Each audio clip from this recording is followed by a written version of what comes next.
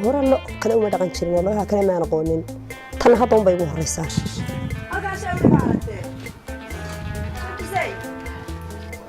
haddana dabcan markan arkay iyadoo inta hore laga soo dejiyay dhulka lagu dhaqanayo mashruuci ay ku jirto oo la dhaqanayo caanaheedii la lisayo caanaheedii la jalaataynayo bahasha qiimo badan leedahay markii aan arkay aniga dabcan fikir waxa igu dhaliyay inaan ka haysto bahasha aniguna aan wadanka geeyo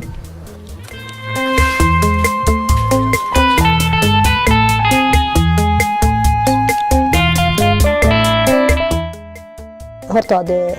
لدينا waxa laga yaabaa inay si kaga bedelan tahay sina lodeena uga adkaysiyo badan tahay iyo markii aan saddex tagay caanaha badan oo laga dhisayo halkii saac oo waxaan ka toban caanaha laga dhisayo aniga markaa waxa fikrada igu dhalisay bahashan aduguna kaxay wadankayga maxaan ku dhaahdaa sidaas aduguna u dhaqo oo maxaan wada nafaacadso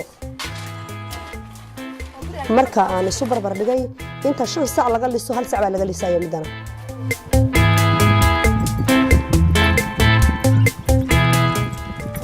والله maalintii hore ciyaalka iska badbaayay ciyaal waad iska dareemi ka dhacay dadkii waaweynaba ka yuu soo galayba yar iyo weyn ciyaalkii iyo dadkii waaweyn ruuxan xagee laga keenay wuxuu la miyaa muxuu yahay xitaa dadka qayb baa ka sii weydeen la tahay la yadeer doorta waxa la yiri waxaan lagu dhigtoon dheef laga ma helo hadeer dhif fara badan baa ka soo maray laakiin dheefteedii insha Allah waa sugayaa hada way rimantahay way dhalaysaa marka ay dhasho waxa laga yaabaa inay iscelin doonto aniguna manaafacaadkeeda